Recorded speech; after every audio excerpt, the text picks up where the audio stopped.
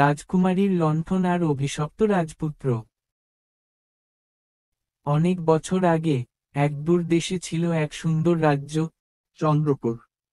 চারদিকে পাহাড়, নদী, বন আর ফুলে ফলে ভরা সে রাজ্য ছিল সত্যি স্বপ্নের মতো।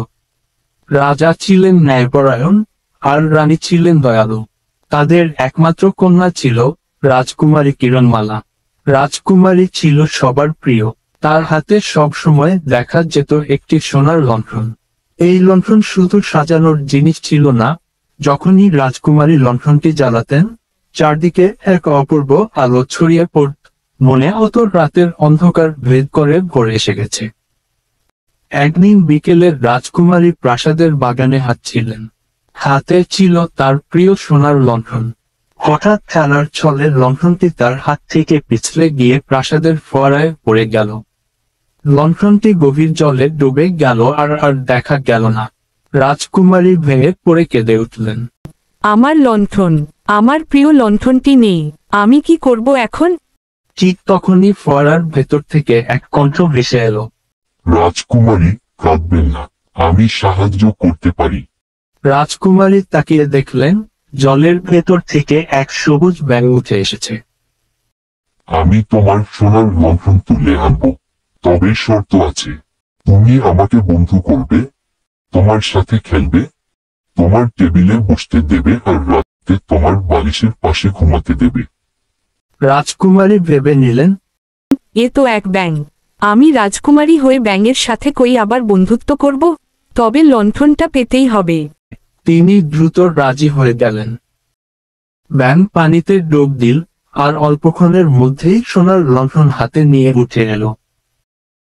রাজকুমারী খুশি হয়ে লণ্ঠন নিয়ে প্রাসাদে দৌড়ে গেলেন। পেছনে থেকে ব্যাঙ ডাকল, আমায় ভুলো না, রাজকুমারী। সেই রাতে রাজপ্রাসাদে ভোজ বসেছে। রাজকুমারী লণ্ঠনের আলোয় খেতে বসেছেন। হঠাৎ দরজায় কড়া নাড়ার শব্দ। দরজা খুলতেই দেখা গেল সেই ব্যাঙ। ব্যাঙ বলল, রাজকুমারী, প্রতিশ্রুতি দিয়েছিলে, আমাকে ভেতরে নাও। রাজকুমারী ভয় ও লজ্জায় বাবার দিকে তাকালেন। রাজা শান্ত গলায় বললেন, মেয়ে, প্রতিশ্রুতি রাখতে হয়। বাধ্য হয়ে রাজকুমারী ব্যাঙটিকে ভেতরে নিলেন। করলে নষ্ট হয়। ব্যাঙ তার পাশে বসে খাবার খেল। ব্যাঙটিকে ভেতরে নিলেন। ব্যাঙ তার পাশে বসে খাবার খেল। খাওয়ার শেষে ব্যাঙ বলল, এখন আমাকে তোমার শয্যার পাশে ঘুমাতে দাও।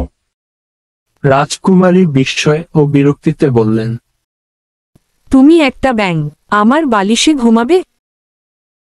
হ্যাঁ, কারণ তুমি প্রতিশ্রুতি দিয়েছ। রাগে রাজকুমারী ব্যাঙটিকে তুলে দূরে ছুঁড়ে ফেললেন। কিন্তু তখনই আশ্চর্য ঘটনা ঘটল। ঘর আলোয় ভরে গেল। ব্যাঙটি রূপান্তরিত হয়ে দাঁড়িয়ে গেল এক সুদর্শন রাজপুত্র। ধন্যবাদ, রাজকুমারী। আমি এক দুষ্ট জাদুকরীর অভিশাপে ব্যাঙ হয়েছিলাম। শুধু এক সাহসী রাজকুমারীর প্রতিশ্রুতি আমাকে মুক্ত করতে পারত। তুমি সেই রাজকুমারী। রাজকুমারীর চোখ ভরে উঠল বিস্ময়, কিন্তু মনে আনন্দ হলো। ধীরে ধীরে তাদের মধ্যে বন্ধুত্ব জন্ম নিল, আর সে বন্ধুত্ব ভালোবাসায় রূপ নিল। রাজপুত্র তার রাজ্যে ফিরে গিয়ে রাজকুমারীকে রানী করলেন। সোনার লণ্ঠন আবার আলো ছড়াতে লাগলো, আর তারা সুখে শান্তিতে জীবন কাটাতে লাগলেন।